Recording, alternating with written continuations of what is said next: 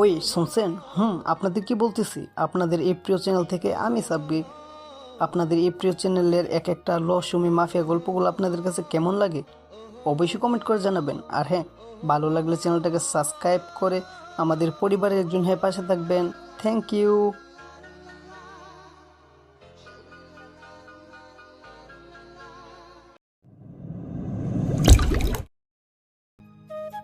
আজ আমার কলেজের প্রথম দিন, তাই কিছু না ভেবে তাড়াতাড়ি কলেজে যাচ্ছে।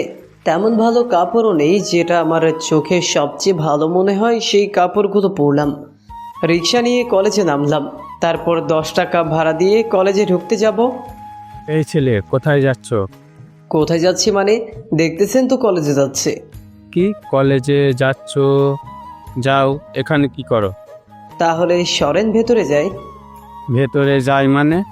তুমি জানো এই কলেজে শুধুমাত্র বড় লোকের ছেলে মেয়েরা পড়তে পারে? তুমি এখানে ঢুকবে কেন? তোমার কাপড় দেখে মনে হয় না 3 বেলা ঠিক মতো খেতে পারো। আসছে আবার এই কলেজে। যাও, যত সব। অযথা বকবেন না তো, আমি এই কলেজেই পড়ি। সরে দাঁড়ান, দেরি হয়ে যাচ্ছে। না না, তোমাকে আর কিছু বলার আগে প্রিন্সিপাল স্যার দারোয়ানকে ডাক দিল। দারোয়ান সেদিকে চলে গেল। আমি এই সুযোগে ভেতরে ঢুকে গেলাম। সামনে গিয়ে দেখলাম 2টা ছেলেকে কান ধরে দাঁড় করিয়ে রাখছে, তাও আবার একদল মেয়ে। কাহিনীটা খুব ভালো করে বুঝলাম। র্যাগিং চলতেছে, তাই আমি সেদিকে না গিয়ে অন্যদিকে জোরে হাঁটা ধরলাম। আমার ক্লাসরুম কোনটা হবে তাও জানি না, কারো থেকে জিজ্ঞেস করব তাও বুঝতেছি না। এদিক ওদিক তাকাচ্ছি আর সামনে হাঁটতেছি। হঠাৎ কে যেন আমাকে ধাক্কা দিয়ে ফেলে দিল। আমি মাটিতে পড়ে গেলাম।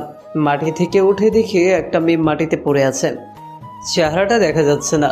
আমার সাথে এই মেয়েটা ধাক্কা খেয়েছে মনে হয়, তাই হাত বাড়িয়ে দিলাম মেয়েটা যাতে মাটি থেকে উঠতে পারে। মেয়েটা মাথা তুলে আমার দিকে তাকাতেই মনে হলো আমার পুরো পৃথিবীটা ঘুরে উঠল। মনে হয় এই প্রথম কোনো পরী আকাশ থেকে নেমে আসছে। কিন্তু মেয়েটা ছেলেদের মতো করে পোশাক পরছে কেন? আমার হাত এখনো বাড়িয়ে আছি, কিন্তু মেয়েটা আমার হাত ধরে না উঠে নিজে নিজে উঠে গেল। ওই শালা, চোখে দেখিস না? খালি মেয়ে দেখলেই ধাক্কা খেতে মন চায়, তাই না? হুম হুম। সরি, আমি দেখিনি। আর ধাক্কা আপনি মারছেন, আমি না। ওকে। কি? আমার মুখের ওপর কথা? আমাকে ধাক্কা মেরে আবার আমার উপরে দোষ দিচ্ছিস? তোকে তো আজ আমি মেরেই ফেলবো। আমাদের কথা হচ্ছে দেখে কান ধরে দাঁড় করিয়ে রাখা মেয়েগুলো আসলো। তাদের মধ্যে একজন বলে উঠল, কি হয়েছে মারিয়া এখানে? আমি বুঝলাম যার সাথে ধাক্কা খাইছি তার নাম মারিয়া। দেখ, এই শালা আমাকে ধাক্কা দিয়ে বলছে আমি তাকে ধাক্কা মারছি।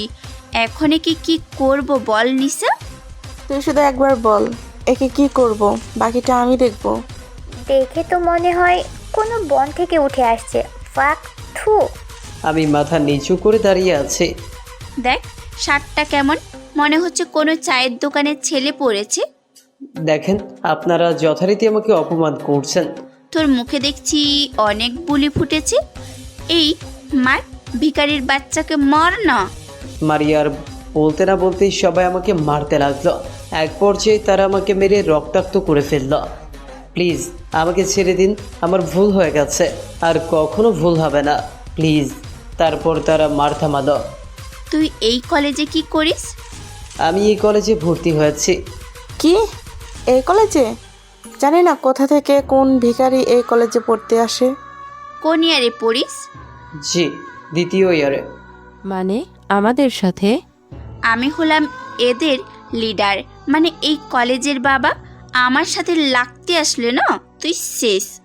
আমাদের আসতে যেতে সালাম দিবি, আর আমরা যা বলবো তাই করবি।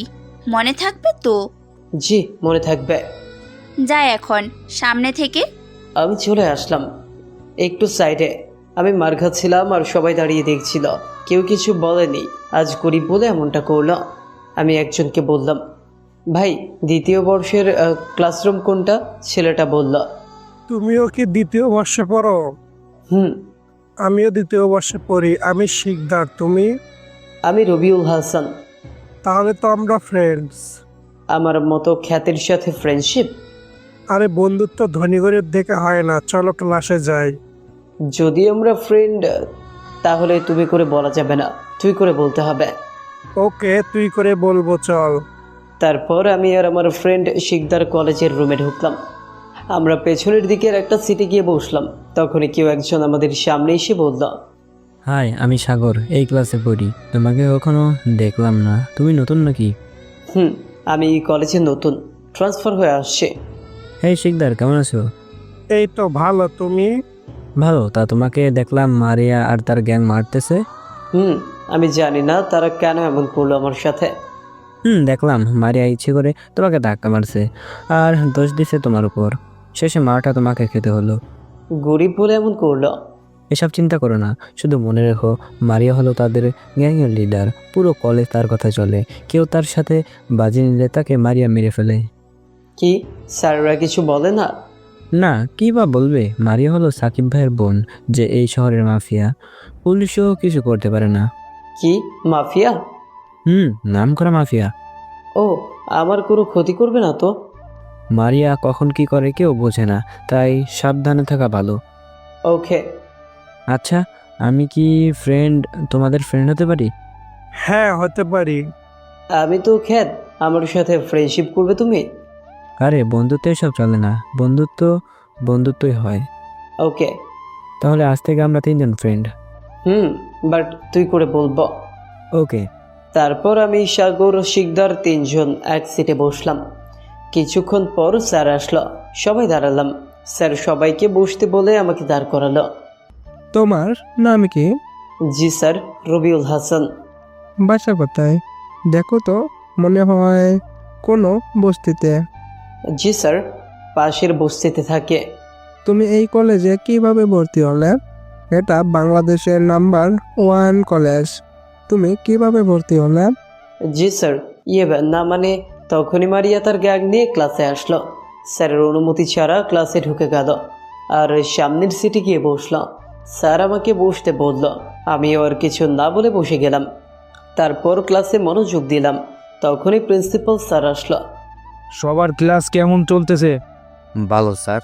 আচ্ছা, যে জন্য আসলাম তাই বলি, ওখানে একটা নতুন ছেলে ভর্তি হয়েছে, সে কই? তখনই আমি দাঁড়ালাম। সবাই ওকে চিনে রাখো, আমাদের নতুন বন্ধু। যদিও সবার মতো বড় লোক না, কিন্তু ওর মনটা অনেক বড়। যাই হোক, তোমার নামটা কি? স্যার, আমার নাম রবিউল হাসান। ওকে, সবাই রবিউল হাসানকে বন্ধু বানিয়ে নিবে। আর হ্যাঁ, বেশি ভাব ওর সাথে দেখাতে যেও না, বিশেষ করে মারিয়া, তোমাকে বলছি। আসি। স্যার এই বলে চলে গেল। আর এদিকে স্যারের শেষ কথাটাই মারিয়ার রেগে আগুন। প্রিন্সিপাল যাওয়ার সাথে সাথে মারিয়া দাঁড়িয়ে গেল আর স্যারকে বলল, স্যার, ভালো লাগছে না আজকে, আপনি আজ আসতে পারেন। ওকে, আসলাম তাহলে। মারিয়াকে সবাই ভয় পায়, তাই স্যারও কিছু বলতে পারলো না। স্যার চলে গেল। স্যার যাওয়ার পর মারিয়া সোজা আমার কাছে আসলো, এসে বলল, কে রে তুই? আজ প্রথম প্রিন্সিপালের বাচ্চা আমাকে সামনাসামনি এমন কথা বলল, তাও তোর মতো একটা বস্তির ছেলের জন্য। তুই প্রিন্সিপালের কি? আমি কিছু না। কি কিছু না? ঠিক করে বল। দেখো মারিয়া, তুমি এভাবে সবার সাথে খারাপ আচরণ করতে পারো না। কি পাও এসব করে? সাথে সাথে মারিয়া সাগরকে চর মেরে দিল আর বলল, কি করব না তা কি তোর থেকে শিখতে হবে? তোর সাথে কথা বলেছি আমি। সরি, ভুল হয়ে গেছে। আর যদি ভুল হয় না, তাহলে সোজা উপরে পাঠিয়ে দিব, মনে রাখিস। মনে থাকবে। বল, কে তুই? রবিউল হাসান। তোর জন্য কেন প্রিন্সিপাল আমাকে এমন করে বলল? স্যার আমাকে আগে থেকে চেনে, তাই বলল। সত্যি তো? সত্যি। ঠিক আছে, আমি যখন যা বলবো করবি, নয়তো ঠ্যাং ভেঙে হাতে ধরিয়ে দিব। জি করব। মনে থাকে যেন। তারপর মারিয়া নিজের সিটে চলে গেল। কিছুক্ষণ পর প্রিন্সিপাল স্যার আবারও আসলো। মারিয়া, তোমার সমস্যা কি? কেন এমন করছো? কই কোনো সমস্যা না তো। তাহলে ক্লাস করাতে দিচ্ছ না কেন? আর স্টুডেন্টের সাথে খারাপ আচরণ করছো কেন? আব্বে স্যার, এটা আমার পাওয়ার, মাত্র বোঝাচ্ছিলাম। আমি চাইলে সব পারি। যদি এই পাওয়ার না থাকে তখন কি করবা? পাওয়ার থাকবে না, ক্ষয় কি? দেখো মা, আমি তোমাকে বলতে চাই, তুমি যা করছো ভালো করতো না। একটু মেয়েদের মতো তো চলতে পারো। কেন মনে হলো আমি মেয়েদের মতো চলি না? ফাট ব্যান্ড কোনো মেয়ে পড়ে না, সাথে তোমার সঙ্গীদেরও এমন বানিয়ে ফেলছো কেন মা? তোমাদের মতো বাচ্চার ট্রাই কার লাইফের মনটা বলবে। যাবেন আপনি এখান থেকে? প্রিন্সিপাল স্যার ভয়ে চলে গেল। কখন মারিয়া কি করে তার হিসাব নাই। পরের ক্লাস মারিয়া ঠিকমতো করলো। তৃতীয় ক্লাসে আবার আমার কাছে আসলো। ওই শোন, বাইরে গিয়ে না আমাদের জন্য আইসক্রিম নিয়ে আয়। এই সময় তো ক্লাস চলছে, আমার ক্লাস করতে হবে। আপনি যান, আমি ক্লাস করব। সাথে সাথে চর বসিয়ে দিল আমার গালে। আমার কথা না শুনলে ক্লাস করাতে দূরের কথা, কলেজেও আসতে পারবি না। কেন এমন করছেন? এখানে আরো অনেকে আছে, গিয়ে তাদের বলেন আমি পারবো না। মারিয়া আবারও চর মারতে যাবে, তখনই শিকদার মারিয়ার হাত ধরে ফেলল। আমি এনে দিচ্ছি, ওকে ছেড়ে দাও মারিয়া। তোর এত বড় সাহস, তুই আমার হাত ধরিস? আজ তো তুই শেষ। তোমার কাজটা আমি করব, তাই হাত ধরলাম। তোদের দুইজনের অনেক বলি ফুটেছে, তাই না? আজ তোদের অবস্থা এমন করব না যেন আর কেউ আমার চোখে চোখ রেখে কথা বলতে না পারে। তারপর মারিয়া আমাকে আর শিকদারকে কলার ধরে মাঠে নিয়ে গেল। তারপর আমাদের দুইজনকে মাঠে ধাক্কা মেরে ফেলে দিল। এদের দুইজনের এমন অবস্থা করবি যাতে বাবার নামও ভুলে যায়। ওকে, তুই শুধু দেখতে থাক। তারপর তারা হক স্টিক, ক্রিকেট ব্যাট, স্ট্যাম্প নিয়ে আসলো। তারপর আর কি ইচ্ছে মতো মারলো আমাদের। শিকদার সে কি কান্না যেন ছেড়ে দেয়, কিন্তু কে শোনে কার কথা? সবাই আমাদের ইচ্ছে মতো মারলো, কিন্তু একটা মেয়ে না মেরে সোজা দাঁড়িয়ে আছে। কি হলো সিনথিয়া, তুই মারছিস না কেন? আমার শরীরটা ভালো নেই রে, তাই কিছু ভালো লাগছে না। তাহলে তোর কাজটা আমিই করছি। বলে মারিয়া সিনথিয়ার হাত থেকে স্ট্যাম্পটা নিয়ে নিল। ওই স্ট্যাম্প দিয়ে মারিয়া আমার পায়ে মারলো। সাথে সাথে আমি চিৎকার করে উঠলাম। মারিয়া আমার অপর পায়ে আবারও মারলো। আমি আবারও চিৎকার করে উঠলাম। তারপর মারিয়া ঘাড়ে মারলো, তারপর মাথায়। আমার চোখ বন্ধ হয়ে আসছে, আর কিছু মনে নাই। চোখ খুলতে নিজেকে একই জায়গায় আবিষ্কার করলাম। কি কপাল রে ভাই, কেউ একটু হসপিটালেও নিয়ে গেল না। শিকদার আমার সাথে পড়ে আছে। আমার পায়ে অনেক ব্যথা করছে, তাও শিকদারের কাছে গেলাম, তাকে ডাকলাম, কিন্তু জ্ঞান ফিরল না। আর একটু কষ্ট করে পানি নিয়ে আসলাম। পানি ছিটানোর পর শিকদারের জ্ঞান ফিরল। কলেজে কেউ নেই, শুধু পড়ে আছি আমি আর শিকদার। সাগরকেও দেখতে পাচ্ছি না। কোনোরকম শিকদারকে নিয়ে কলেজ থেকে বেরিয়ে আসলাম। বাইরে এসে একটা ট্যাক্সি নিয়ে হসপিটালে গেলাম। ট্রিটমেন্ট করিয়ে আমরা যার যার বাসায় চলে এলাম। রাতে আমার ভাঙা বস্তিতে বসে আছি আর ভাবতে লাগলাম, আজ যদি আপু আমাকে এই লাইফে নামিয়ে না দিত, তাহলে বুঝতামই না গরিবের লাইফটা কতটা কঠিন। সত্যি আপু অনেক কঠিন রে এই লাইফ। যার একটু ক্ষমতা আছে সে অপরকে বিড়াল মনে করে। ধন্যবাদ আপু, তুমি আমাকে বোঝার সুযোগ করে দিয়েছো গরিব লাইফটা। এইসব ভাবছিলাম আর চোখের জল ফেলছিলাম। আমার কলেজে 2টা বন্ধু, তার থেকে একজন কোথায় চলে গেল, একটু হেল্প করতেও আসলো না। সকালে ঘুম থেকে উঠে গোসল করে কলেজে গেলাম। আবারও দারোয়ানের ঝামেলা, বেটা আবারও ঢুকতে দিতে চাচ্ছে না। পকেট থেকে 20 টাকা বের করে দিয়ে ঢুকে গেলাম। বেটা ঘুষ নিছে। ক্লাস হতে আরও অনেকটা সময় আছে, যদিও শরীর ভালো না, তাও ক্লাস তো করতেই হবে। তাই চলে এলাম, গিয়ে এক পাশে বসলাম। শিকদারের শরীর ভালো না, তাই সে কলেজে আসেনি। দেখি সাগর আসে কিনা। ক্লাস শুরু হতে আরও দেরি, তাই বসে বসে সাগরের অপেক্ষায় আছি। যদি সে আসে তাহলে ভালো, না আসলেও নিচে ক্লাস করব। কিছু সময় পর সাগর আসলো। আমাকে না দেখে অন্যদিকে চলে যাচ্ছিল, তাই আমি ডাক দিলাম। সাগর আমার কাছে আসলো। কাল কোথায় গিয়েছিলে আমাদের এইভাবে রেখে? তাহলে কালকের ঘটনাটা শোন। তোদের যখন ট্রেনে মাঠে নিয়ে আসলো, তখন আমার কাছে আমার বোন ফোন দেয়, বলে মায়ের শরীর ভালো না, হসপিটালে নিয়ে যাচ্ছি, তুই তাড়াতাড়ি চলে আয়। আমি তবুও একটু পর যাই। আমি অপেক্ষা করছিলাম যখন মারিয়া তোদের ছেড়ে দিবে, তখন তোদের নিয়ে একসাথে যাবো। কিন্তু মারিয়া তোদের মারার পর সবাইকে কি বলছে জানিস? কি বলছে? মারিয়া বলছে যদি তোদের কেউ হসপিটালে নিয়ে যায় বা বাসায় যেতে কেউ সাহায্য করে, তাহলে তার লাশ ফেলে দেবে। বুঝতেই পারছিস, মাফিয়ার বোন, কারো সাহস নেই তার কথা অমান্য করার। আমি তখন বাসায় চলে যাই, আর তোর নাম্বার না থাকায় ফোন দিতেও পারিনি। এখন তোর নাম্বারটা দে। ওকে নে আমার নাম্বার 018747445। ওকে, আমি কল দিচ্ছি, আমার নাম্বারটাও সেভ করে রাখ। সাগর কল দিল, আমি নাম্বারটা সেভ করে রাখলাম। কিছুক্ষণ পর ক্লাসের দিকে যাচ্ছিলাম। তখনই মারিয়ার ডাক। কথায় আছে, যেখানে বাঘের ভয় সেখানেই সন্ধ্যা হয়। আমিও মারিয়াকে ভয় পেয়ে পেয়ে আসছিলাম। মনে মনে চাচ্ছিলাম যাতে মারিয়ার সাথে দেখা না হয়, কিন্তু দেখা হয়ে গেল। এই চামড়া, এদিকে আয়। আমি না শোনার ভান করে চলে যাচ্ছিলাম, আবার ডাক দিল। এবার না গেলে আবারও মারতে পারে, তাই এবার মারিয়ার কাছে গেলাম। মারিয়ার কাছে যেতেই ঠাস ঠাস করে 2টা চড় দিল আমায়। আমি কিছু বলছি না, গালে হাত দিয়ে মাথা নিচু করে দাঁড়িয়ে আছি। এই বস্তির ছেলে, তোকে না বলেছি আমি ডাকলে আসবি? জি, আসলাম তো। আগে কেন আসিস নাই? তোকে কতবার ডাকতে হবে শুনি? আমি প্রথমে বুঝতে পারিনি আপনি কাকে ডাকছেন, পরে যখন বুঝলাম তখন আসছি। না, তুই ইচ্ছে করে প্রথমে আসিস নাই, এখন তোর শাস্তি পেতেই হবে। আমি সত্যিই বুঝতে পারিনি। তা আমি জানি না এখন তোর শাস্তি কি দেওয়া যায়? হুম ও হুম তোরা বল, তার শাস্তি কি দিব? তাদের থেকে সিনথিয়া বলল।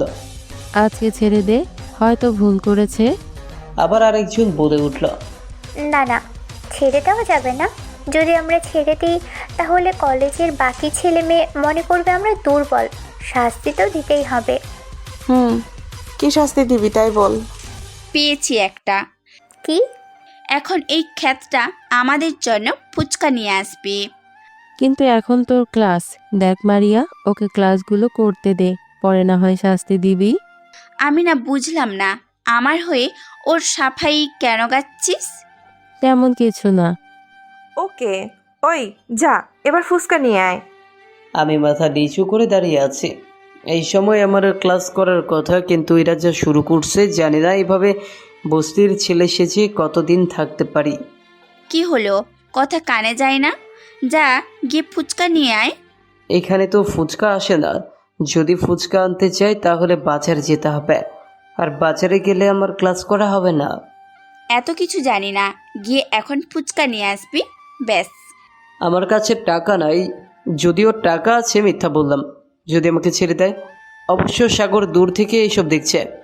আমার সাথে মারিয়ার কাছে সেও আসতে চেয়েছিল, কিন্তু আমি তাকে আসতে বারণ করলাম, তাই দূর থেকে দেখছে। জানতাম তো ক্ষেতের কাছে টাকা থাকবে না। এই নে 500 টাকা, গিয়ে আমাদের সবার জন্য ফুচকা নিয়ে আয়। এখন আমার গুরুত্বপূর্ণ ক্লাস আছে, এই ক্লাসটা করে আমি ফুচকা নিয়ে আসি। কি রে, আবার মুখে মুখে কথা? আজ তো তোকে মেরেই ফেলবো।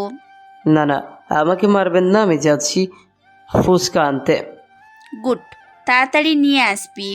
আমি কিছু না বলে ফুচকা আনতে বাজারে চলে গেলাম। যাওয়ার সময় কোনো ঝামেলা হয়নি, কিন্তু আসার সময় আটকে গেলাম জ্যামে। আসতে প্রায় 1 ঘন্টা লাগলো।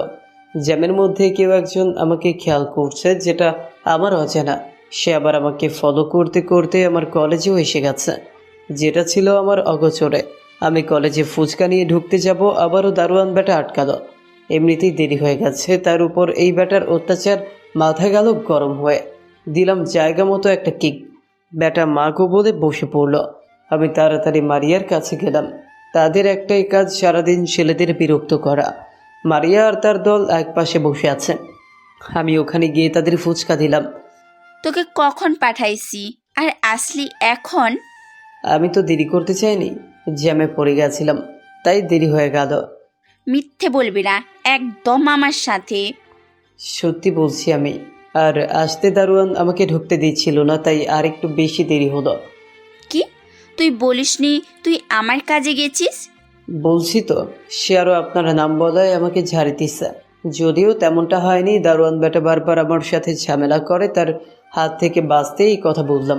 কি, এই ব্যাটার এত বড় সাহস আমার নাম শুনে তোকে আরো ঝাড়ি দিচ্ছে? আজ তো তাকে আমি দেখে নিব। আপনার নাম না বললে আমাকে আরও 5 মিনিট আগে আসতে দিত। আপনার নাম বলায় আরও 5 মিনিট দাঁড় করিয়ে রাখলো। ব্যাটাকে শিক্ষা দিতে কিছুটা বানিয়ে বলা আর কি। ওকে, তুই যা, আমি দারোয়ানের বাচ্চাকে দেখছি। ওকে, আমি আসি। আমি চলে আসলাম। আসার সময় মারিয়ার দিকে ফিরে একবার দেখে নিলাম, তার দারোয়ান ব্যাটার উপর কেমন রাগ হয় দেখার জন্য। কিন্তু এ তো মুখ কালো করে বসে আছে, না মানে মুখ কালো করে দাঁড়িয়ে আছে। কিন্তু হঠাৎ কি হলো? যা হবার হোক, তাতে আমার কি। আমি ক্লাসের দিকে চলে গেলাম। এইদিকে মারিয়া ভাবতে লাগলো, কালকে এই খ্যাতটাকে আর তার বন্ধুকে এত মার দিলাম, তাও এই খ্যাতটা কলেজে কিভাবে আসলো? এর তো হসপিটালে বা বস্তির বেডে শুয়ে থাকার কথা। এর ফ্রেন্ড তো আসলো না, তাহলে এই কিভাবে আসলো? আর মার তো এই খ্যাতটাকে বেশি দিছে, তাও। কি রে, কি ভাবছিস? চল দারোয়ানকে একটু দেখে আসি। সিমির কথায় মারিয়ার ভাবনার জগতে ইতি ঘটল। হ্যাঁ চল, দারোয়ান বেটাকে দেখে আসি। এইদিকে আমি ক্লাসের সামনে গিয়ে দরজায় দাঁড়ালাম। Coming sir. স্যার আমার দিকে তাকিয়ে একগাল বিরক্তির ছাপ মুখে রেখে বলল, কি চাই? স্যার ক্লাস করতে চাই। এই, দেরি হলো কেন? এতক্ষণ কোথায় ছিলে? ভিক্ষা করতে গিয়েছিলা নাকি? দেখতে মনে হয় তুই কর। কোথা থেকে যেন এসব ভিখারি আসে? স্যার যথারীতি আমাকে অপমান করছে, তাও আমি কোনো প্রতিবাদ করছি না, মাথা নিচু করে দাঁড়িয়ে আছে। আর স্যার ঘৃণিত কথাগুলো হজম করার ট্রাই করছে। কি হলো, কথা বলছো না কেন? স্যার আমি আসতে দেরি করিনি, আমি ঠিক সময় আসছিলাম, কিন্তু মারিয়া আমাকে ফুচকার জন্য বাজারে পাঠিয়েছে, তাই আমার আসতে দেরি হলো। ও, মারিয়া কোথাও পাঠিয়েছে? আগে বলবে তো। আসো আসো, ভেতরে আসো। যদিও কথাগুলো স্যার মুখ থেকে বলল, মারিয়ার কথা বলায় স্যার যথারীতি ভয়ও পেয়েছে। তারপর ভেতরে গিয়ে শেষ সিটে গিয়ে বসলাম। এটাই একটা নিয়ম, যার টাকা আছে, ক্ষমতা আছে, সে যেখানে খুশি বসতে পারে। যার টাকার পাওয়ার নেই, ক্ষমতা নেই, তাকে পেছনে গিয়ে বসতে হবে। তাই আমিও পেছনে গিয়ে বসলাম। ওই সিটে আগে থেকে সাগর বসা ছিল, তার পাশে গিয়ে বসলাম। আজ শিকদার আসে নাই, তাই আমরা দুজন বসে ক্লাস করছি। একটার পর একটা ক্লাস করতে করতে সব ক্লাস শেষ করলাম। যদিও প্রথম ক্লাসটা মারিয়ার জন্য করতে পারিনি। সব ক্লাস শেষে বাইরে আসলাম। সাগর আর আমি গেট দিয়ে বের হতেই দারোয়ান বেটা আবারও আটকালো। তুই সকালে মারিয়া ম্যাডামকে কি বলেছিস? কই কিছু না তো, যদিও বলছিলাম। আচ্ছা বাদ দিলাম, কিন্তু আমাকে সকালে কি করেছিস? এটার শাস্তি তোকে পেতে হবে। দেখেন মামা, সকালে মাথা গরম ছিল তাই এমন করছি। এখন যদি আর বাড়াবাড়ি করেন তাহলে সকালের থেকে বেশি দিব। কি তুই আমাকে ভয় দেখাচ্ছিস? ধরে নে, তোর জন্য সংকেত এটা। তোকে তো আমি। আর কিছু বলার আগে একজন স্যার আসলো, তাই দারোয়ান বেটা আর কিছু বলতে পারে নাই। আমি আর সাগর বাসায় চলে আসলাম। বারবার মনে হচ্ছে কেউ আমায় ফলো করছে, তাও আমি কোনো পাত্তা না দিয়ে নিচের বস্তির ভেতরে ঢুকে গেলাম। গিয়ে আমার রুমে শুয়ে পড়লাম। অনেক দিন থেকে মা আর আপুর সাথে কথা বলি না, তাই ফোন দিলাম আপুকে। আপু ফোন রিসিভ করলাম। এই তো আপু, অনেক ভালো এই লাইফটা। আপু, জানো আপু, এই গরিব হয়ে বেঁচে থাকাটা খুব কষ্টের। বড় লোকদের একটু রাগ উঠলেই তা গরিবের ওপর ছাড়ে। মা কোথায়, একটু কথা বলবো? এই তো মা, বেশ ভালো। তোমার শরীর ভালো তো? হ্যাঁ মা, দোয়া করবে। ওকে মা, আপুকে দাও। আপু, মায়ের খেয়াল রাখ, আর নিজেরও খেয়াল রাখবে। আর আমাকে নিয়ে একদম চিন্তা করবে না। আর রাশিদের সাথে কি তোমার কথা হয়? রাশিদ হলো আমার বন্ধু। কি বলে? ভালো করছো। আর নাম্বার দিবেও না, মনে রাখবে আমি কিন্তু একটা বছর গরিবের মতো থাকতে চাই। আর হ্যাঁ, রাশিদের নাম্বারটা আমাকে টেক্সট করে দিও। ওকে, রাখছি তাহলে। তুমিও। Love you very much. আল্লাহ হাফেজ। তারপর ফোন কেটে দিলাম। তখনই আপু রাশিদের নাম্বার আমাকে টেক্সট করে দিল। আমার পুরাতন সিম আপুর কাছে রেখে আসছি, যাতে কেউ আমার সাথে যোগাযোগ করতে না পারে। নতুন সিমে কারো নাম্বার নাই, তাই আপুর থেকে রাশিদের নাম্বার নিলাম। বস্তিতে একা থাকে, নিজের কাজ নিজেকেই করতে হয়, তাই খাবার তুলে দিলাম চুলায় আর পাশে ভাঙা টেবিলে পড়তে বসলাম। কিছুক্ষণ পরার পর খাবার খেয়ে ঘুমিয়ে পড়লাম। পরের দিন কলেজে গেলাম। কলেজে ঢোকার আগে সাগরকে ফোন দিলাম। সে কলেজে নাকি বাইরে জানতে, সে কলেজে এখনও আসেনি। জ্যামে পড়ে গেছে, আসতে একটু সময় হবে, তাই আমি কলেজে ঢুকতে যাব।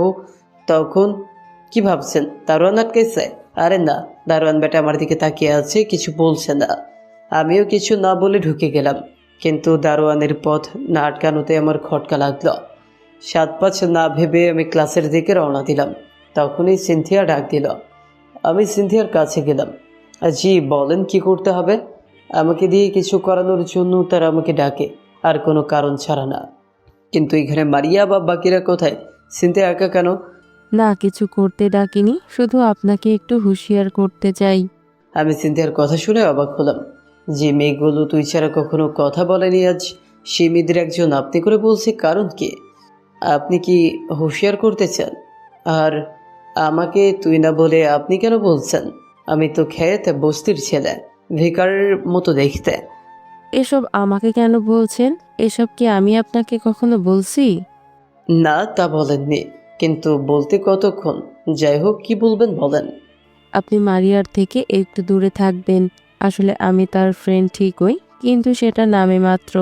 আসলে কলেজের সবাই তাকে ভয় পায়, তাই তার সাথে ফ্রেন্ডশিপ করি। প্রকৃত অর্থে আমি মারিয়ার কাজগুলো মোটেও পছন্দ করি না। কি করব বলেন? নিজে ঠিক থাকতে হলেও তার সাথে বন্ধুত্বের অভিনয় করতে হচ্ছে। সত্যি কি আপনি চাপের কারণে তার সাথে বন্ধুত্ব করার ভান করছেন? তার সাথে মিশে থাকলে নিজের পড়াশোনা ঠিক মতো করতে পারবো, আর না থাকলে বুঝে নিত। ধন্যবাদ আপনাকে। শুনেন, আপনার নাম্বারটা কি পেতে পারি?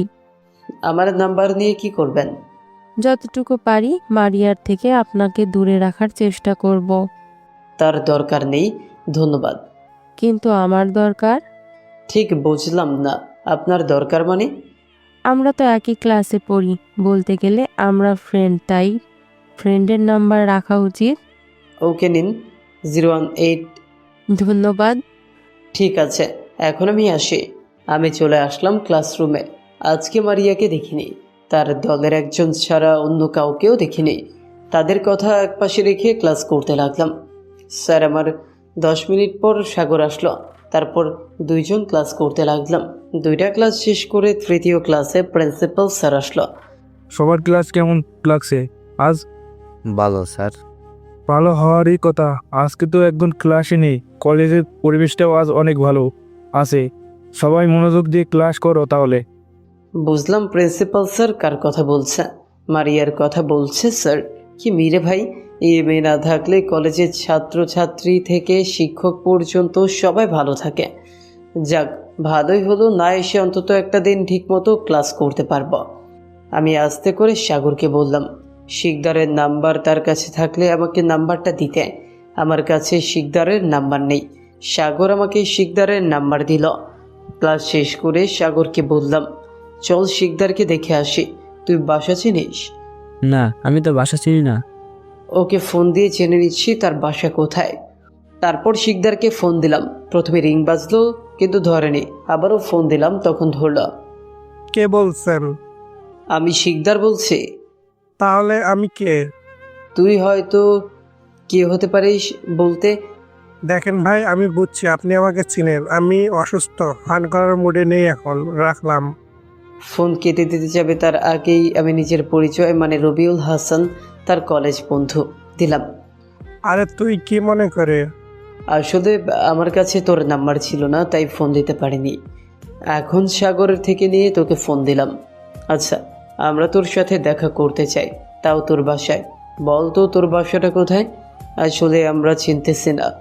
আচ্ছা, আমি ঠিকানা টেক্সট করে দিচ্ছি, তোরা আয়। ওকে, শিকদারের দেওয়া ঠিকানায় গেলাম। সামনে তাকিয়ে দেখতেই চোখ কপালে উঠে গেল। এত বড় বাড়ি, আবার এত সুন্দর, চারপাশে ক্যামেরা লাগানো। দেখে তো মনে হয় না এ বাসাটা ভাড়া দিচ্ছে। এটা কি তাহলে শিকদারের আসল বাসা? না, কিচ্ছু মাথায় ঢুকছে না। শিকদারকে ফোন দিয়ে দেখি কি বলে। আমি ফোন দিতে যাব, তার আগেই শিকদার আমাকে ফোন দিল। শিকদার আমার কাণ্ডগুলো কম্পিউটারে দেখছিল, তাই আমি ফোন দেওয়ার আগে আমাকে ফোন দিল। আমি ফোন রিসিভ করে বললাম, ভাই, এটা কোথায় নিয়ে আসলে? ঠিক জায়গাতেই আনছি। গেট খুলে ভিতরে ঢুকে ফোন কাটবি না। ওকে। গেট খুলে ভেতরে ঢুকতেই একজন আমাদের দাঁড় করালো। বলল, কোথায় যাচ্ছি, কার কাছে যাচ্ছে। আমাদের কথাগুলো শিকদার শুনছিল। শিকদার বলল আমাকে ফোনের স্পিকার অন করতে। আমিও করলাম। শিকদার লোকটাকে বলে দিল আমরা তার কাছে যাচ্ছি। তখন লোকটা আমাদের শিকদারের কাছে নিয়ে যায়। আমাদের শিকদার রুমের সামনে দিয়ে লোকটা চলে আসে। আমি রুমের দরজা নক করতে যাব, তখনই শিকদার দরজা খুলে দিল। এটা কি তোর বাসা? আগে তো ভেতরে আয়। ভেতরে গিয়ে দেখি বাসাটা আরো সুন্দর। বাইরে যেমন সুন্দর, ভেতরে তার থেকে বেশি সুন্দর। চারপাশে কি সুন্দর পেন্টিং লাগানো, এক কথায় অসাধারণ। বস, কেমন আছিস বল? ঠিক আছি, কিন্তু তুই কেমন আছিস? আমি ভালো। আর সাগর, তুই কেমন আছিস? ভালো। তোর বাসা এটা? কেন বলতো? আসার সময় যেভাবে দেখলাম বাসাটা, মনে হলো তুই অনেক বড় লোক, তাই বললাম। বল, কি খাবি? আরে কিছু খাবো না, তোর অবস্থা জানতে আসলাম। তা কেমনে হয় বল, চা না কফি? কফি হলে ভালো হয়। ওকে, আমি বানিয়ে আনতাছি। আরে তুই বানিয়ে আনতে যাবি কেন? বাসায় তো আরো অনেকে আছে। হ্যাঁ আছে, ওকে বলছি, তোরা বস। শিকদার নিচে চলে গেল। বাসাটা দোতলা, তার নামের সাথে বাসাটারও মিল আছে। 2 মিনিট পর শিকদার চলে আসলো কফি হাতে নিয়ে। তুই কেন কষ্ট করতে গেলি? আরে না, আম্মু বানিয়ে দিছে, জাস্ট আমি তো আনলাম, আর কিছু না। ওকে, এখন কফি দেই। তারপর 3 জন বসে বসে কফি খেলাম, সাথে আড্ডা তো হয়ে গেলই। আচ্ছা শিকদার, আমার যতটুকু মনে হয় তুই চাইলে মারিয়ার এই কাজে বাধা দিতে পারিস, কিন্তু তুই এমনটা করিস না কেন? তুই ঠিকই বলছিস, চাইলে বাধা দিতেই পারি। আর মারিয়া চাইলে কি পারে জানিস? কি? মারিয়া চাইলে আমাকে মেরে মাটির নিচে পুঁতে দিতে। তার থেকে ভালো তার সাথে লাগতে না যাওয়া। তখন একটা মহিলা রুমে প্রবেশ করলো। শিকদারের দিকে তাকাতে সে বলল, ওটা তার মা। আমরা আন্টিকে সালাম দিলাম।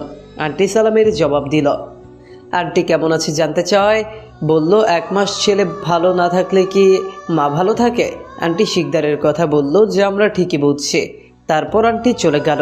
আমি শিকদারকে বললাম, তুই কি এক ভাই? আমার আর কোনো ভাই নাই, একটা বোন আছে। কই, তাকে তো দেখুন না। আপু ভার্সিটি থেকে এখনো আসেনি। আচ্ছা, তুই কি কাল কলেজ যাবি? না, কাল যাব না, পরের দিন থেকে যাব। শরীর এখনো ব্যথা করছে। সরি রে, আমার জন্য তোকে মার খেতে হলো। আরে সরি বলছিস কেন? মারিয়ার সাথে আমিও কথা কাটাকাটি করছি, তাই এমন করছে। তাহলে তুই বিশ্রাম নে, আমরা আজ আসি। রাতে খেয়ে যা। আরে না, বাসে গিয়ে খাবো, তুই বিশ্রাম নে, আসি। সাগর আমি শিকদারের বাসা থেকে বের হয়ে আসলাম। তারপর একটা রিক্সা নিয়ে কলেজের কাছাকাছি চলে আসলাম। এখন 2 জনকে 2 দিকে যেতে হবে, তাই 2 জন 2 দিকে চলে গেলাম। সাগর নিজের বাসার দিকে, আমি আমার বাসার দিকে। আমি বস্তির কাছে গিয়ে রিক্সা থেকে নেমে পড়লাম। রিক্সার ভাড়া দিয়ে আমি বস্তির ভেতরে গিয়ে চারপাশে দেখে নিজের রুমে চলে গেলাম।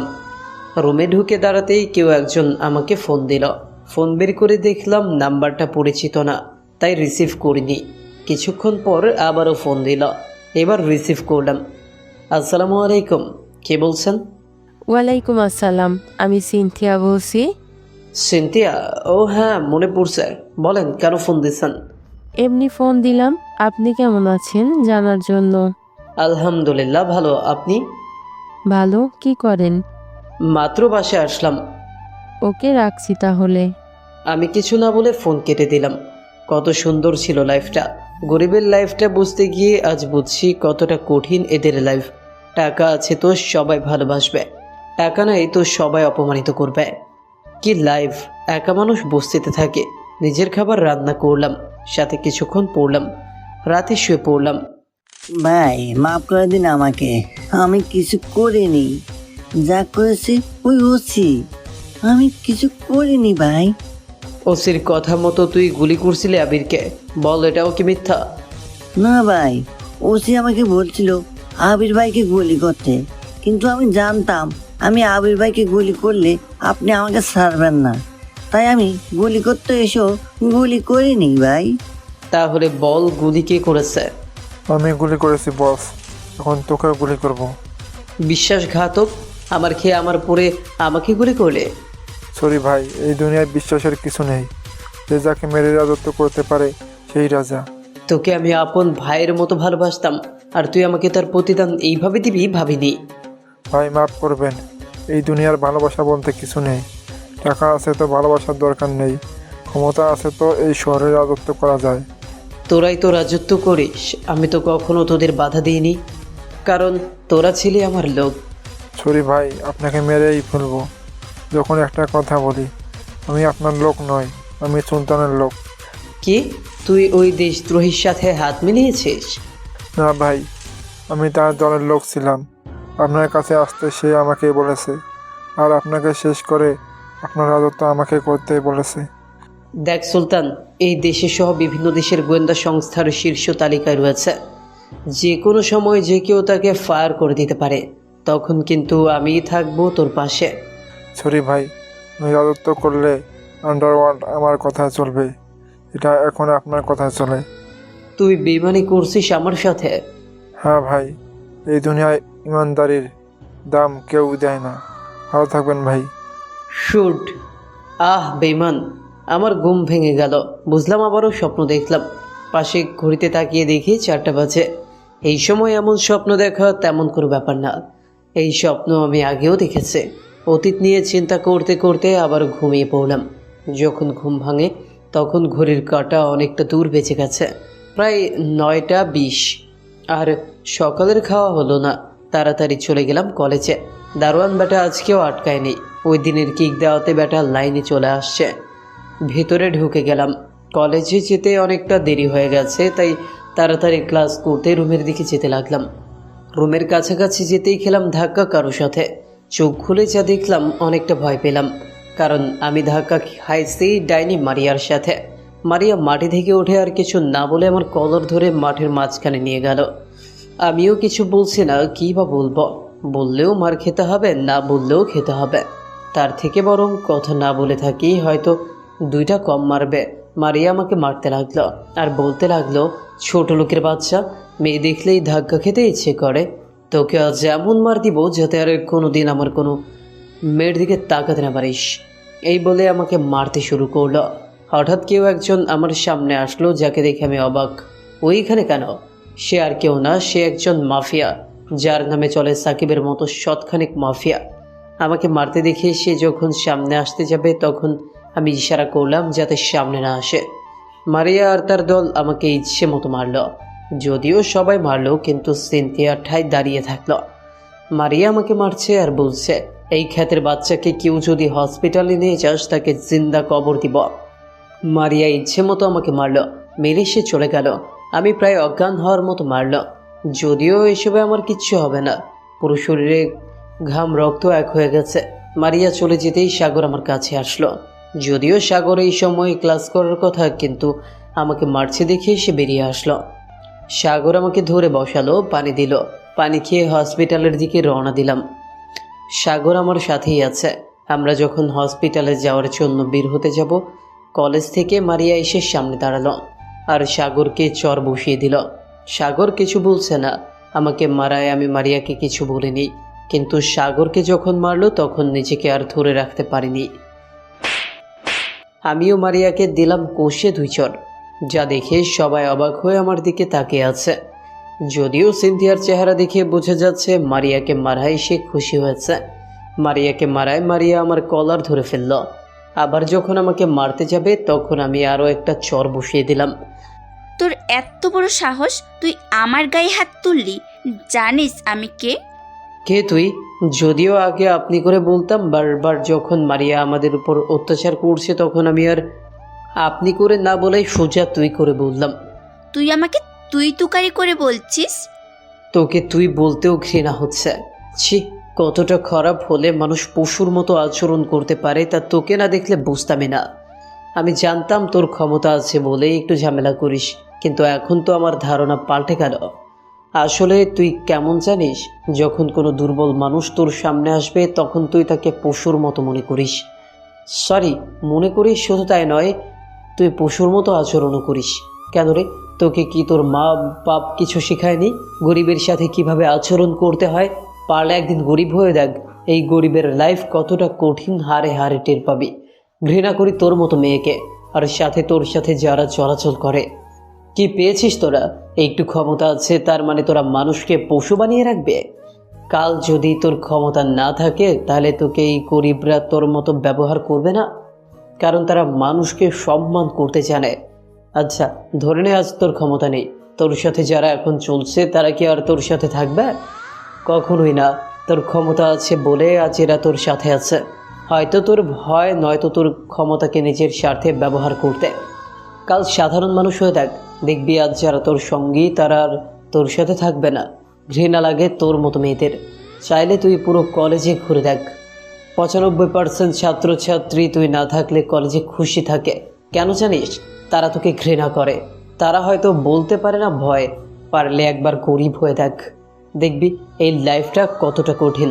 আর কি বললি আমি ভিখারির বাচ্চা? খ্যাত বস্তির ছেলে? আরে পারলে এই খ্যাত বস্তির ছেলেদের মতো কেউ তোদের ভালোবাসে কিনা দেখ। কেউ ভালোবাসে না, সবাই ভয় তোদের সামনে নিয়ে পূজা করে। আর জানিস এই খ্যাত যখন একটু অসুস্থ হয় তখন পাড়া প্রতিবেশীদের ভিড় লেগে যায় আমাদের বাসার সামনে। কেন জানিস? কারণ এই খ্যাত বস্তির ছেলেগুলোকে সবাই ভালোবাসে। আজ যদি তুই অসুস্থ হয়ে পড়িস তাহলে তোকে কেউ দেখতে যাবে না। হ্যাঁ যাবে দেখতে, কারা যাবে জানিস? তোর মতো কিছু মানুষরূপী জানোয়ার যারা আপন স্বার্থের জন্য তোর চারপাশে ঘুরে। আর কি বললি? ও হ্যাঁ, আমাকে মারার পর যে আমাকে হসপিটালে নিবে তাকে জিন্দা কবর দিবে? আরে তুই কিভাবে ভাবলি যখন তুই যা বলবি তাই হবে? শেষবারের মতো বলছি, ভালো হয়ে যা, সবার ভালোবাসা পাবে। আর এইভাবে থাকলে সবার ঘৃণা ছাড়া আর কিচ্ছু পাবে না। ঘৃণা করি তোর মতো মেয়ে জাতিকে। তারপর চলে এলাম সাগর আর আমি। আমাদের ঘটনাগুলো নিজের চোখে দেখছিল সবাই, আর সবাই অবাক হয়ে তাকিয়ে আছে। মারিয়া আমার ওপর সেই কি রাগ, মনে হয় আমাকে চিবিয়ে খাবে। মারিয়া মনে মনে ভাবলো এই অপমানের জবাব সে দিবে। মনে মনে সে ঠিক করে নিল আমাকে মেরে ফেলবে। আমি আর সাগর বাইরে আসতেই আমার সামনে একজন এসে দাঁড়ালো, যাকে আমি মারার সময় সামনে আসতে নিষেধ করছিলাম। হ্যাঁ, সেও একজন মাফিয়া, আমার বন্ধুও সে, মাহমুদ। মাহমুদ আমার সামনে দাঁড়ালো, আমাকে বলল, এসবের মানে কি? কিছু না, আমি একটু শান্তি চাই। চল হাসপাতালে নিয়ে যাবো তোকে। চল। সাগর, মাহমুদ আর আমি হসপিটালে গেলাম। ট্রিটমেন্ট করিয়ে হসপিটালে একটু বিশ্রাম নিলাম। ভাই কি হয়েছে তোর? এখানে কেন? আর আমাদের ছেড়ে হঠাৎ কোথায় হারিয়ে গেছিলি? বলবো পরে, আগে বল তুই এখানে কেন? আমি তোকে ফলো করতে করতে এলাম। মানে তুই আমাকে ফলো করছিলি তাহলে? হ্যাঁ। কখন থেকে আমাকে দেখলি তুই? আমি এটাকে? এটা আমার বন্ধু, আমার সাথে একই কলেজে পড়ে। ওকে, পরে বলবো। তোকে কেমন দেখছি? আচ্ছা আপনি বলেন, আমি বাহির থেকে আসছি। বলে সাগর বাইরে চলে গেল। এখন বল তুই আমাকে কোথায় দেখলি? আমি একটা মিশনে যাচ্ছিলাম, আমার সাথে উলাপান ছিল। আমি আমার গাড়িটা নিয়েছিলাম, যেটা তুই আমাকে দিয়েছিলি, বুলেট প্রুফ গাড়িটা। আমি ওই গাড়ির পেছনে, বাকিরা ছিল আমার মিশনে যাওয়ার মাঝখানে। বাজারে তোকে দেখলাম, যদিও আমাদের জগতে আমরা দুজন জানি তুই বেঁচে আছিস, কিন্তু কোথায় আছিস তা কেউ জানে না। বাজারে যখন তোকে দেখলাম তখন তুই কোথায় থাকিস জানার জন্য আমি তোর পিছু নিই এবং বাকিদের মিশনে পাঠিয়ে দিই। তোর পেছন পেছন আস্তে আস্তে কলেজে তোর বাসা সবখানে তোকে ফলো করি, যাতে তোর থেকে হারিয়ে যাওয়ার আগে কি হয়েছে জানতে পারি। আর আমি আজকে তোকে ফলো করেছিলাম, আর এসেই দেখি কতগুলো মেয়ে মেরেছে। বাকিটা তুই জানিস। ওই দিকের কি অবস্থা? রাজা ছাড়া রাজ্য যেমন চলে তেমনই চলছে। আমার অবর্তমানে সব দায়িত্ব তো রাশেদের কাছে, তাহলে সমস্যা হওয়ার কথা না। হ্যাঁ, সে তোর মতন করে চালাচ্ছে সব কিছু, কিন্তু তুই, মাত্র তুই। ওকে, আমিও ফিরবো একটু সময় পরে। কখন ফিরবি? আমি তো চেয়েছিলাম 1 বছর পর ফিরব, কিন্তু মনে হয় না এত সময় অপেক্ষা করতে পারবো। বল সেদিন আসলে কি হয়েছিল? যদি আমি এখন তোকে বলি সেদিন কি হয়েছিল তাহলে তুই রেগে যাবি। আবার যে আমার সাথে বেমানি করেছে তাকেও তুই মেরে ফেলবি। তাই আমি এখন তোকে বলতে পারবো না সেদিন কি হয়েছিল। আমি জানি তোর সাথে কেউ বেইমানি করেছে, কিন্তু কে সে? নাম বল, নিজে গিয়ে আমি তাকে শ্যুট করব।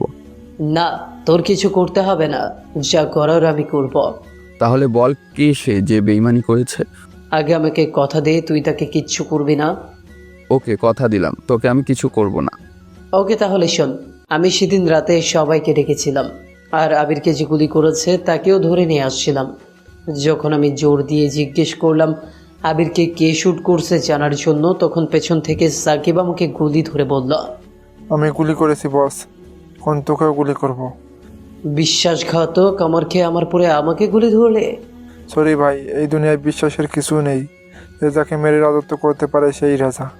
তোকে আমি আপন ভাইয়ের মতো ভালোবাসতাম, আর তুই আমাকে তার প্রতিদান এইভাবে দিবি ভাবিনি।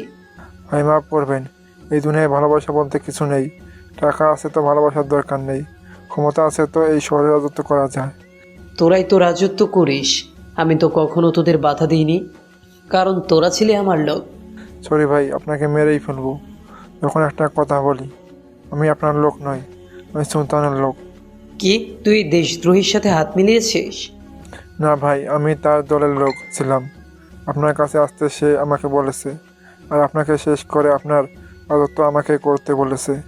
দেখ সুলতান, এই দেশ সহ বিভিন্ন দেশের গোয়েন্দা সংস্থা শীর্ষ তালিকায় রয়েছে। যে কোনো সময় যে কেউ তাকে ফায়ার করে দিতে পারে, তখন কিন্তু আমিই থাকবো তোর পাশে। সরি ভাই, আমি রাজত্ব করলে আন্ডারওয়ার্ল্ড আমার কথা চলবে, এরা এখন আপনার কথা শুনছে। তুই বেমানি করছিস আমার সাথে? হ্যাঁ ভাই, এই দুনিয়ায় ইমানদারির দাম কেউ দেয় না। ভালো থাকবেন ভাই। বলে সাকিব আমাকে গুলি করে দেয়, কিন্তু সে জানতো না আমি বুলেট প্রুফ জ্যাকেট পরা ছিলাম। আমাকে গুলি করে সাকিব নিজেকে অনেক বড় কিছু মনে করছে।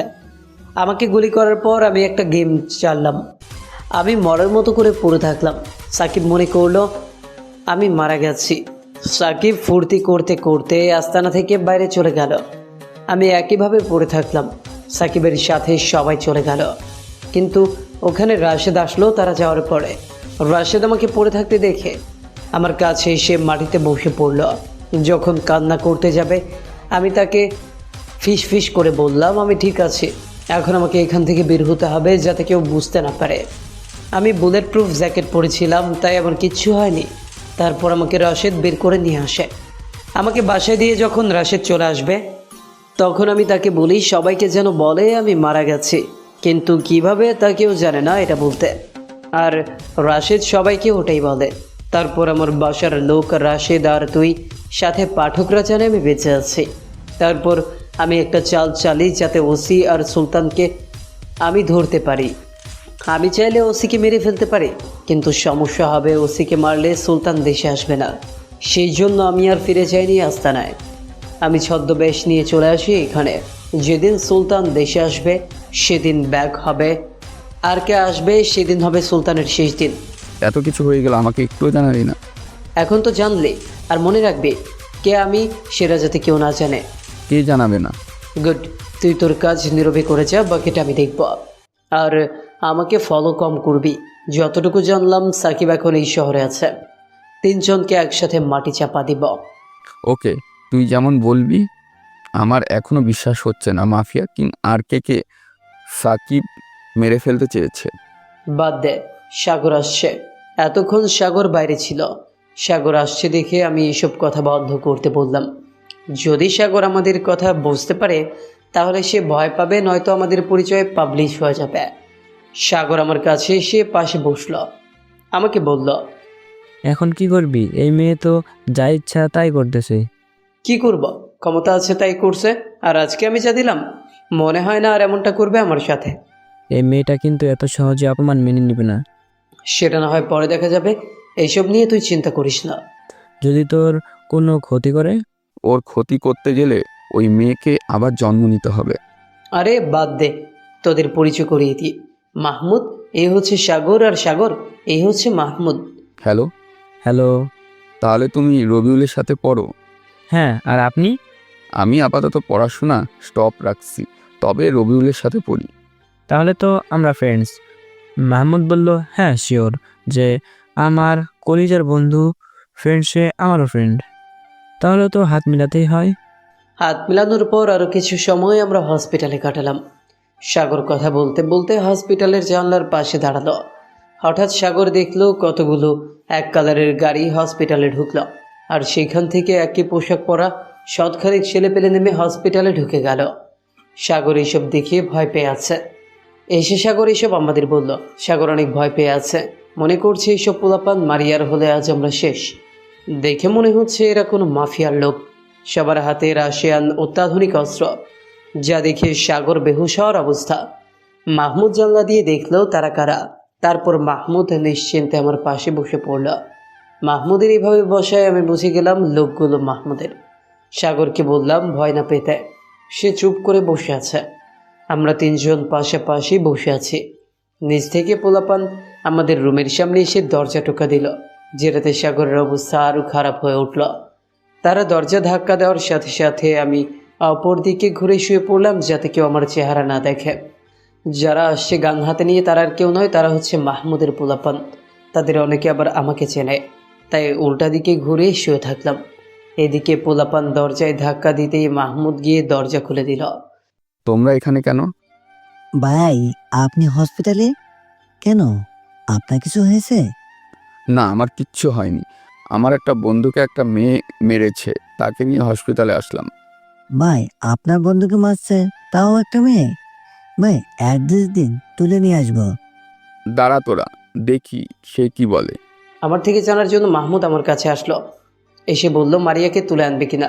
আমি নিষেধ করে দিলাম যাতে তুলে না আনে, দেখি মারিয়া আরও কী কী করতে পারে।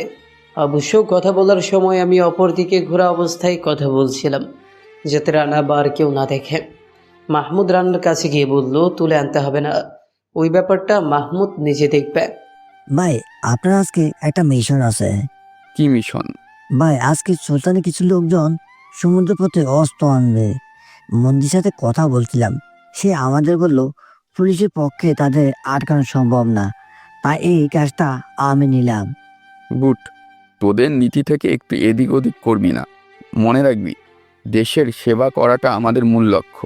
জি ভাই। অস্ত্র কখন আসবে? ভাই আজ রাত 8টায় অস্ত্র আসবে। আমাদের গুপ্তচর জানিয়েছে অস্ত্রের সাথে 10 জন থাকবে, সবার হাতে গান থাকবে। AK-47 3.62 mm rifle, made in China, T-56। ওকে, তাহলে তো আমাদের যেতে হবে। তুই একটা কাজ কর, নতুন ঘরে আরও কতগুলো গান আছে ওগুলো নিবি, আর পুলাপান 15 জন নিবি, যাতে কোনো ধরনের সমস্যা না হয়। মনে রাখবে, এই অস্ত্র আসলে দেশের অনেক ক্ষতি হবে। জি ভাই, আমি 15 জনকে রেডি করেছি আমার টিম থেকে।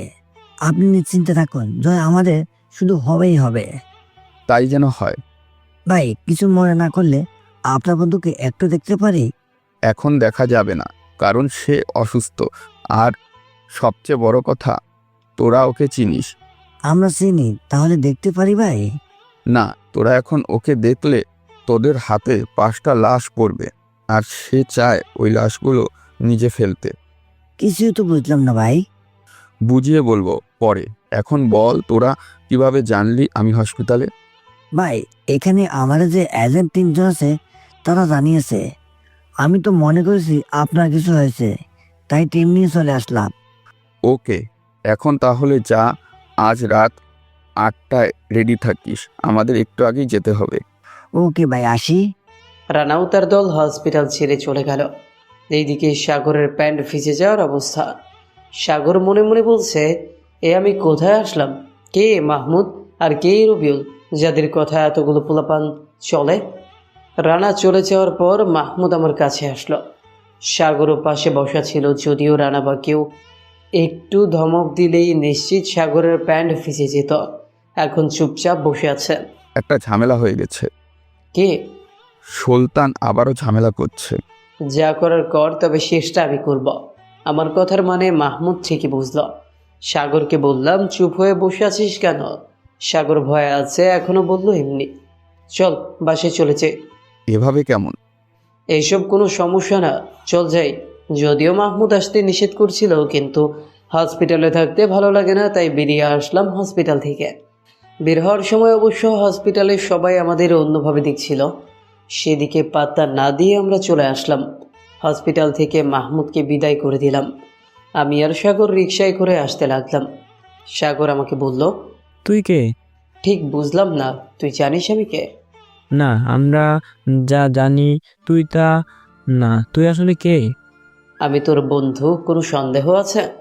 আমার বন্ধু তার ঠিক আছে, কিন্তু মাহমুদ কে? আমার বন্ধু। শুধু কি বন্ধু নাকি আরো কিছু? বলতে পারিস আমি কিছু। মানে হলো মাহমুদ আমার বন্ধু, আবার আমার দেশের একজন রক্ষকও। ঠিক বুঝলাম না। মাহমুদ একজন নামকরা মানুষ। বাকিগুলো বলতে গিয়ে থেমে গেলাম। কি হলো, থেমে গেলি কেন বল? পরে বলবো, এখন বলা যাবে না। কখন বলবি?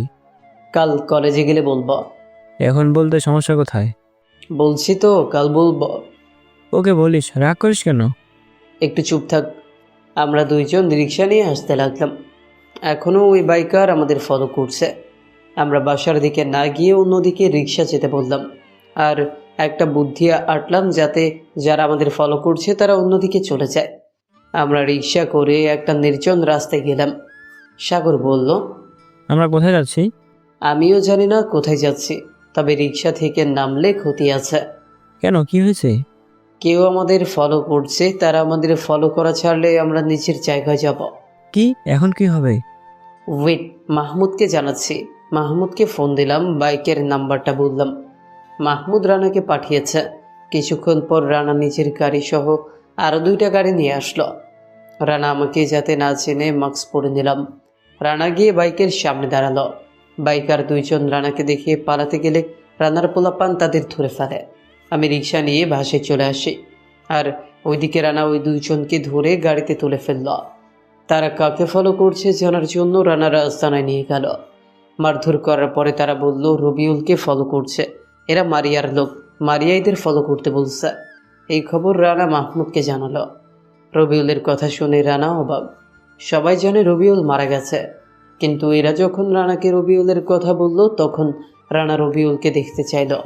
মাহমুদ নিষেধ করে দিছে, এখন রবিউলের সাথে দেখা করা যাবে না, কারণ এখন রবিউলের সাথে কেউ দেখা করলে সমস্যা হবে। রবিউল বেঁচে আছে এটা সাকিবের কানে চলে যাবে, তাই মাহমুদ নিষেধ করে দিল। তারপর মারিয়ার লোকগুলোকে মেরে মারিয়ার কাছে পাঠিয়ে দিল। আর এদিকে আমিও চলে আসলাম বাসায়। সেই ভাঙা বস্তিতে এসে মাহমুদকে ফোন দিলাম কি খবর জানার জন্য। মাহমুদ আমাকে সব বলল, কারা আমাকে ফলো করছিল এইসব। আমি এসে বসে থাকলাম, আর ওইদিকে মারিয়ার লোকগুলো গিয়ে রান্নার কথা বলল। যা শুনে মারিয়া অনেক রেগে গেল। কেন একটা বস্তির ছেলের জন্য রানার মতো মাফিয়া তার লোকদের মারল? কেন এই বস্তির ছেলের জন্য রানার এত দরদ? কাল কলেজে আসুক, তাহলে এই বস্তির ছেলেকে হারে হারে বোঝাবো মারিয়ার গায়ে হাত তুললে তার পরিণাম কী হয়। আমি সারাদিনের ব্যস্ততায় রাতে তাড়াতাড়ি ঘুমিয়ে পড়লাম। রাতে শিকদার ফোন দিল। মারিয়ার সাথে আমার ঘটে যাওয়া ঘটনাগুলো সাগর শিকদারকে জানালো। শিকদার ঘটনাগুলো শুনে বেশ অবাক। যেখানে শিকদারের মতো বড়লোকের ছেলে মারিয়াকে কিছু বলতেও পারেনি, সেখানে আমার মতো বস্তির ছেলে কিভাবে মারিয়াকে মারলো, আবার তাও সবার সামনে। তাই শিকদার আমাকে ফোন দিয়ে আমার মুখ থেকে ঘটনা শুনতে চাইল। আমিও সব বললাম। শিকদার সে কি অবাক, বলার মতো না। ফোন কেটে দিয়ে ঘুমিয়ে পড়লাম। সকালবেলা ঘুম থেকে উঠে আবারও কলেজে গেলাম। দারোয়ান এখন আর আটকায় না। কিক দিছিলাম যে ওটা কাজ হয়েছে। ক্লাস শুরু হতে আর একটু দেরি আছে, তাই বাইরে বসে আছি। সাগর আর শিকদারকে ফোন দিয়ে তাড়াতাড়ি আসতে বললাম। আমি বসে আছি, এখনও সাগর বা শিকদার কেউ আসেনি। বসে বসে অতীত মনে করতে লাগলাম। যাদের জন্য এত কিছু করেছে আজ তারাই আমাকে কি থেকে কি করলো। তখনই সামনে 5 থেকে 6 জন লোক আমার সামনে এসে দাঁড়ালো। আমি মাথা নিচু করেছিলাম, তাই তাদের পা দেখা যাচ্ছিল। মাথা তুলতেই দেখলাম সবার কোমরে গান আছে। এই অবস্থায় যে কেউ প্যান্ট নষ্ট করে ফেলবে, কিন্তু আমি এসবে অভ্যস্ত। যখন মাথা তুললাম ওদের থেকে একজন বলল, তুই মারিয়া ম্যামের গায়ে হাত তুলেছিলি কাল, আজ তোর সেই হাত আমি কেটে দিব। কি আমি কখন কিভাবে আর মারিয়াকে? বেটার বুদ্ধি আছে, আমাদের সাথে চালাকি করতেছে। আমি কোনো চালাকি করছি না। কে মারিয়া? এই একে ধর তো, মারিয়া ম্যামের কাছে নিয়ে যাই। তারা আমাকে মারিয়ার কাছে নিয়ে গেল। ম্যাম, এই ছেলেটা নাকি যে আপনাকে কাল অপমান করছিল। হ্যাঁ, এই ছেলেটা। এই খ্যাতটাকে আজ এমন মার দিবি যাতে আর পৃথিবীর আলো না দেখে। মারতে মারতে মেরেই ফেলবি। Okay ma'am. এবার বুঝবি মারিয়ার সাথে কেউ লাগতে আসলে তার কি করে মারিয়া। ও তাই, তাহলে কালকের কথায় আপনার কিছু হয়নি? আজ তোকে আমি নিজ হাতে মেরে ফেলবো, দেখি তুই কি করতে পারিস। ওকে, দেখি তোর সাহস কেমন আমাকে মারবি। তাই তোর মতো একটা পাতি মাস্তান হাসালে রে আমাকে, হাসালে। ইচ্ছে মতো হেসে নে, আজ তোকে আমি মাটির নিচে পুঁতে দিব। ওকে, দেখা যাবে আমাকে কিভাবে কি করিস। এই ওকে নিয়ে আমার পুরাতন গোডাউনে বেঁধে রাখবি, কেউ একটা ফুলের তোড়াও দিবি না। একে যা করার আমি করব। Okay madam. এই চল, আমাকে নিয়ে যেতে চাচ্ছে। আমিও যাওয়ার জন্য সামনে পা বাড়ালাম। গেটের সামনে যেতেই সাগর আর শিকদারের সাথে দেখা। তারা কান্না করার মতো অবস্থা আমাকে এইভাবে দেখে। আমি লোকগুলোকে বললাম, তোমরা তো আমাকে মেরে ফেলবে। আমি একটু আমার বন্ধুদের সাথে কথা বলি। ওকে বলো, 2 মিনিট সময়। মনে মনে বললাম, শালা জেলখানায় আছি মনে হচ্ছে। আমি সাগর আর শিকদারের সামনে গিয়ে বললাম, তোরা চিন্তা করিস না, আমি খুব তাড়াতাড়ি ফিরে আসব। তোদের একটা নাম্বার দিচ্ছি, ফোন করে বলবি আমাকে কিডন্যাপ করা হয়েছে, আর নাম্বারটাও দিবি। আমি তাদের রাশেদের নাম্বারটা দিলাম আর বললাম, এই নাম্বারে ফোন দিয়ে আমার কথা বলবি, আর তোরা একদম নিশ্চিন্তে থাক, কালকেই কলেজে বাকি কথা হবে। তারপর চলে আসলাম লোকগুলোর সাথে। তারা আমাকে একটা রুমে নিয়ে গিয়ে হাত পা একটা চেয়ারের সাথে বেঁধে দিয়েছে। এইদিকে সাগর শিকদার রাশেদকে ফোন দিয়ে আমার কথা বলায় রাশেদ পুরো গ্যাং নিয়ে বেরিয়ে পড়লো। আমার লোকেশন ট্র্যাক করে তারা আমার দিকে রওনা দিল। এইদিকে 1 ঘন্টা পর মারিয়া আমার কাছে আসলো, তার সাথে আসলো মারিয়ার কিছু পোলাপান। এখন কেমন লাগতেছে চান্দু? হুম, আমাকে অপমানিত করা, আমার গায়ে হাত তোলা, আজ তোকে বুঝিয়ে দিব আমি কে। সত্যি কি আমাকে মারবে? কি ভয় পাচ্ছিস? হুম, অনেক। ওকে, তাহলে তোকে প্রাণে মারবো না, তোকে কয়েকটা দিন ছেড়ে দিব। আর যদি মারতে না পারিস? তোর এখনো তেজ কমেনি? আরে না, তেজ তো তোর কমেনি। একটা মেয়ে হয়ে এত পাওয়ার কিভাবে দেখাস? তোকে তো আজ আমি মেরেই ফেলবো। এই তোরা দাঁড়িয়ে কি দেখছিস? মার ক্ষেতের বাচ্চাকে মার না। আমাকে মারার জন্য মারিয়ার লোকগুলো সামনে আসতেই আমি চেয়ারটা টেনে ভেঙে ফেলি আর ওই চেয়ার দিয়ে লোকটার মাথায় মারি। লোকটার সাথে সাথে অজ্ঞান হয়ে যায়। লোকটাকে মারছি দেখে মারিয়া আরও রেগে উঠল। বাকি লোকদের বলল যাতে সবাই একসাথে আমাকে মারতে আসে। সবাই আমাকে মারতে আসতে লাগলো। আমিও কম কিসে আগের জনকে পেটে কিক, পরের জনকে মুখে, পরের জনকে কোমরে, পরের জনকে মাথায় কিক দিয়ে শুইয়ে দিলাম। সবাই মাটিতে শুয়ে গড়াগড়ি করতে লাগলো। আমার মারের স্টাইল দেখে মারিয়া অবাক। যেখানে ট্রেনিং প্রাপ্ত গুন্ডারা আমাকে মারতে আসলো সেখানে উল্টো আমি তাদের মেরে শুইয়ে রাখছি। মারিয়া ভাবতে লাগলো, কি চাইলাম কি হলো, আসলাম মার দিতে, এখন তো খেতে হলো। কে এই ছেলে যে আমার লোকগুলোকে এভাবে মেরে নিজেই বসে আছে? না না, এভাবে সাধারণ কেউ মারতে পারে না। হয়তো এ কোনো বাহিনীর কেউ, নয়তো কোনো মাফিয়া। মাফিয়া হলে আমাকে মেরেও ফেলতে পারে। কি করব এখন? ভাইয়াকে ফোন দিব? না না, ফোন দিলে হিতে বিপরীত হতে পারে, তার থেকে অন্য কিছু ভাবতে হবে। এইদিকে আমি সবাইকে মেরে মারিয়ার জন্য যে চেয়ারটা তার গুন্ডারা এনেছিল ওটাতে বসে আছে। আমি মারিয়াকে বললাম, কে ম্যাডাম, ভয় পাইছেন? কে তুই? এখনো বুঝতে পারছিস না আমি কে? আরে তোর লোকদের মেরে মাটিতে শুইয়ে দিছি, এবার চিন্তা কর আমি কে হতে পারি। কে তুই বল? শুনবি তাহলে? হ্যাঁ বল, কে তুই? আমি হলাম খ্যাত ভিকারের ছেলে, বস্তির ছেলে যেগুলো তুই বলিস। জানিস এই ভিকারের ছেলেকে? আরে জানলে তুই কেন তোর মাফিয়া ভাই সাকিবও মাটি খুঁড়ে মাটির নিচে ঢুকে যাবে। তোর পরিচয় দে, কে তুই? আমার পরিচয় চাস? তাহলে শোন, আমি হলাম সে যে তোর ভাইয়ের মতো 1000 খানেক মাফিয়া এক পাশে রাখি। আমি হলাম সে 4 পা মুছে দিতে তোর ভাইয়ের মতো 1000 মাফিয়া বসে থাকে। কখন আমি পাটা তাদের দিকে বাড়িয়ে দিই সেই আশায়। আমি হলাম সে যার একটা মেসেজে তোর ভাইয়ের মতো লাখ লাখ মাফিয়া মাটির নিচে চলে যাবে, যাদের লাশও খুঁজে পাবি না। জানিস কি আমি হলাম দ্য মাফিয়া কিং। আর কে বলতেই মারিয়া অজ্ঞান। এদিকে রাশেদ পোলাপান নিয়ে আমি যে ঘরে আছি ওই ঘর ঘিরে রেখেছে। রাশেদ একটা গান নিয়ে রুমের মধ্যে ঢুকলো। চারপাশে দেখতে দেখতে আমি যে রুমে আছি সেই রুমে আসলো। এসেই যখন দেখলো এরা সবাই পড়ে আছে তখন রাশেদ আমাকে এসে জড়িয়ে ধরল। শত হলেও বেস্ট ফ্রেন্ড বলে কথা। তোর কিছু হয়নি তো? এত বড় বুকের পাটা আছে কারো, আমাকে চাইলেই মেরে ফেলতে পারবে। এদের কি মেরে দেব? না, এদের মারলে হবে না, এদের দিয়ে সুলতানকে দেশে আনতে হবে। এখন এদের কি করব? সবাইকে তোর গোডাউনে নিয়ে যা, ওখানে রাখবি সবাইকে। রাতে আমি আসছি, তখন দেখা হবে এদের সাথে। ওকে। তুই একা নাকি? না, পোলাপান আছে, পেছনে ঢুকতে নিষেধ করেছি। ভালো করছিস, আমার কথা জানলেই সমস্যা হবে। এখন একটা কাজ কর, আমি ওইদিকে যাচ্ছি, তুই এখানে থাক। আর তোর পোলাপানদের বল এদের নিয়ে যেতে। আর এই মেয়েটাকে চোখে চোখে রাখতে বলবে। এই মেয়েটাই সুলতানকে দেশে আনবে। ওকে। আমি পাশে চলে গেলাম। যাতে রাশেদের কোনো পোলাপান আমাকে না দেখে। আমার পরিচয়টা ততদিন গোপন রাখতে হবে যতদিন সুলতান দেশে আসছে। রাশেদের পোলাপান মারিয়া ও তার লোকজনকে নিয়ে গেল। রাশেদ দাঁড়িয়ে আছে আমার জন্য। পোলাপানকে বলে দিছে তাদের কোথায় রাখতে হবে। চল এবার যাই। কোথায় যাব? আমার সাথে। তোকে অনেক খুঁজেছি কিন্তু পাইনি। না, আমি কাল বিকেলে যাব। চাইলে এখন তুই আমার সাথে ঘুরতে পারিস। ওকে চল। তোর মাস্ক আছে? গাড়িতে আছে। কিন্তু কেন? করোনা অনেক বেশি, তাই মাস্ক পরতে হবে। ওকে পরবো। করোনার জন্য রাশেদকে মাস্ক পরতে বলিনি। রাশেদ অনেক বড় একজন মাফিয়া, তাকে সবাই চেনে, তাই মাস্ক পরতে বললাম।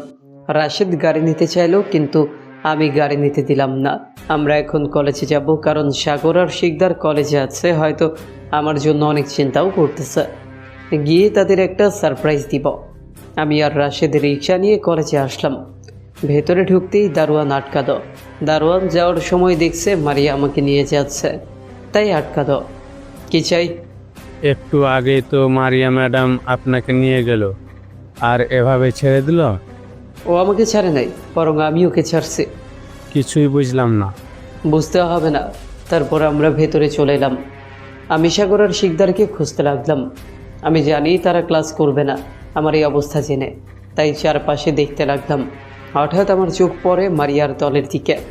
তারা শিকদার আর সাগরকে কান ধরিয়ে দাঁড় করিয়ে রাখছে।